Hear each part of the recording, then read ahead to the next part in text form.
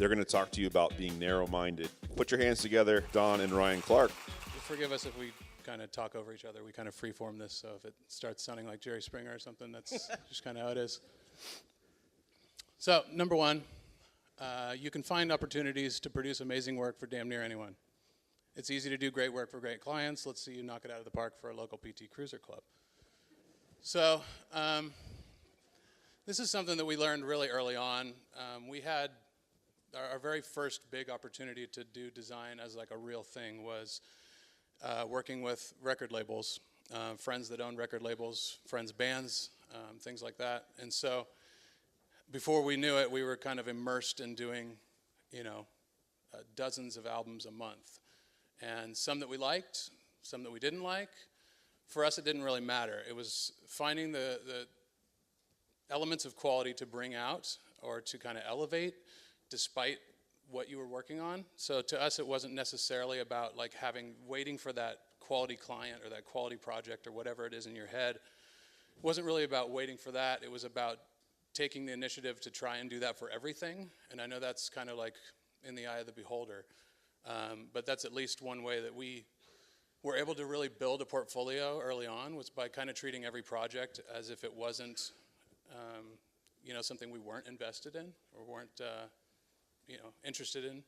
So. Yeah, and I mean, we look at and as you guys as well, you kind of look at your plate on what you're working on, and it's just, it seems sometimes just too overwhelming. But that one individual project with that one band or client, that's their only interaction with you, and they're paying you, this is your job.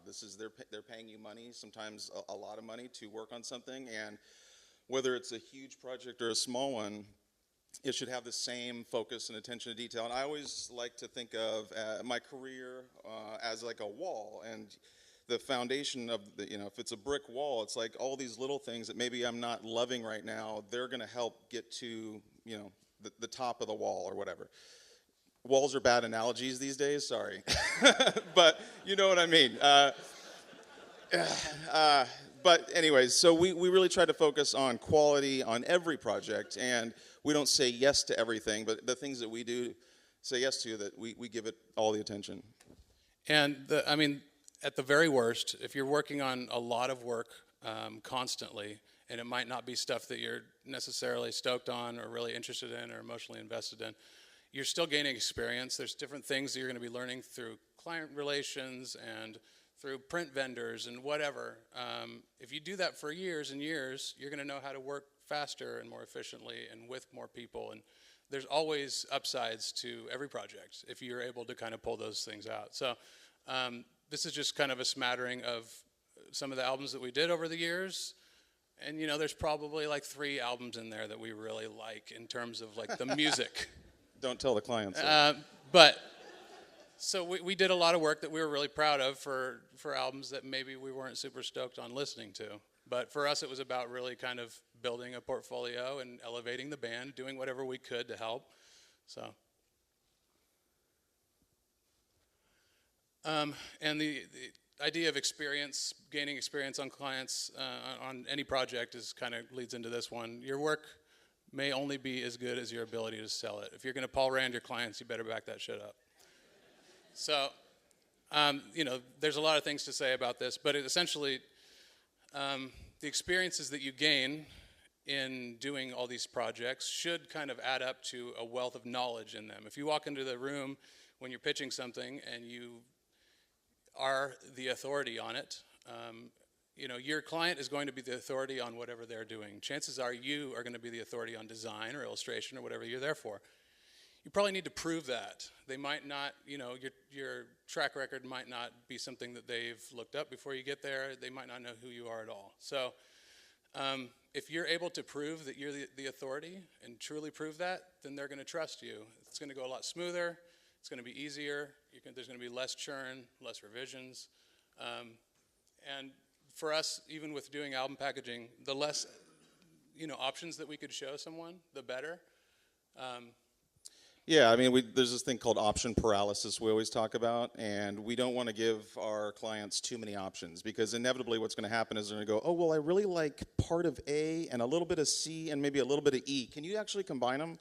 And that's like a nightmare, right, to all of you guys, I mean, and us. So we really focus in on just a handful of ideas. Sometimes, I mean, we've been doing this 20 years, so sometimes, most of the time, we'll just give them one idea now, because we're focusing and putting all of our effort on one, and then we're selling it in written form as well. It's not enough to just kind of draw a beautiful sketch and say, look, it's pretty, we can do cool stuff. You know, you need to be able to tell your client why it is. And Yeah, if you made a lot of decisions throughout the process, which we all do, I mean, the longer that you work, the more you're making decisions kind of in the back of your head. You've kind of done this before, whether it's a logo design or something like that. You've worked out a lot of those initial kinks from the start. There's certain things you're just not going to do. There's certain things that you're going to do. There's ways to solve that problem that you've already kind of figured out on a broad scale from doing a lot of these things. So there's this, I'm going to totally butcher this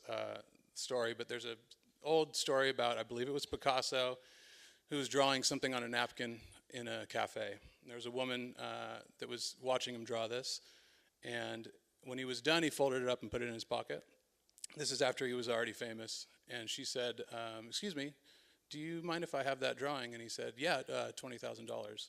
And she said, but it took you 10 minutes. And he said, no, it took me 30 years. So if you think of your career in that way, you could do a logo for someone or design whatever it is. That experience that you have, just working with clients, doing work for 10, 20, 30 years, all contributes to those decisions that you're making in those 5-10 minutes when you're doing a logo. So if you're looking at things that way, you just need to explain that to the client. Head them off at the pass. If there's any kind of thing that you assume they're going to say, when we work on, like, let's say a rebrand, you all know when you touch a certain part of that logo, that's the part that the client's going to have a problem with, right?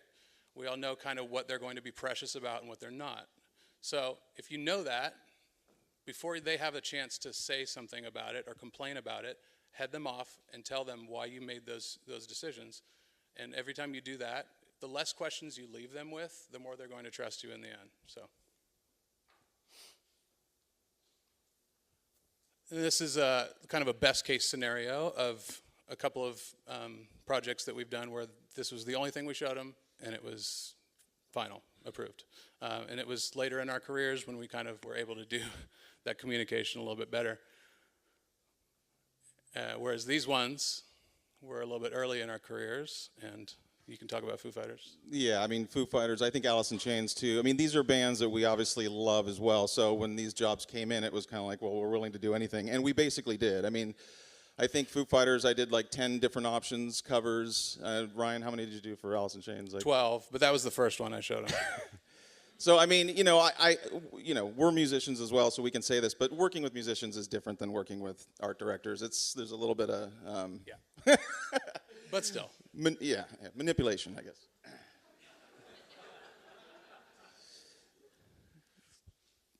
So landing your dream jobs will require you go out on a limb. If you build it, they will come, and that's obviously copyright 2018 Invisible Creature. For everyone over 35. Yeah. So this, for us, our career path was kind of a journey in figuring out where we wanted to go and then finding out how to push our foot into the door. Essentially, everything that we've done has kind of just been like, how do we get in and how do we make that our new thing that we do? It started with album packaging. We started doing things for free. Don used to design 7-inch records in 1995 for hardcore bands for trade for 7-inch records, which he would then sell at shows. I mean, it was just whatever you could do to get your foot in the door. That led us into doing album packaging for record labels, and then other record labels heard about it, and other art directors heard about it, and it just kind of snowballed from there. Once we got tired of doing album packaging, or at least kind of wanted to do something else, our first love was illustration. We really wanted to go back to that. And at that time, the poster explosion was kind of happening.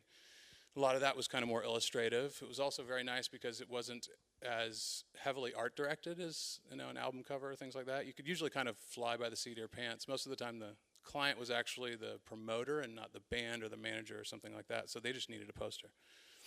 So for us, we wanted to get in that, and so we just started doing posters for our friends' bands and for anyone we could get our hands on at a deficit. We always, offered to print the posters and sell them on our store for trade. We would give them, 100 posters or whatever it was, and we went in the hole for probably the first 50 posters that we did. But Yeah, I think there's kind of this illusion that I'm going to do something right now and I'm going to see a financial gain right now as well. And you kind of have to re-engineer that thinking. And there's so many times where we'll do something, spend a lot of money on it, for our clients just as a thank you gift or as a kind of a personal project or something we'll sell in our store where maybe we'll break even. Those things can oftentimes pay dividends down the road. And we don't even know how that's going to happen. We just hope that we're putting ourselves out there, the things that we love, we're obsessed about, the things that we want to create.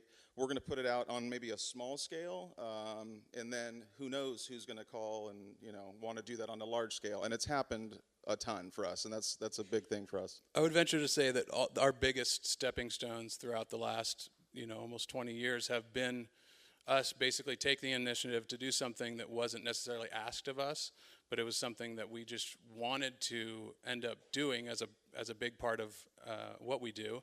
And so we just found a way to do it, whether it's burning the midnight oil or whether it's like preemptively working on things for clients that you really like.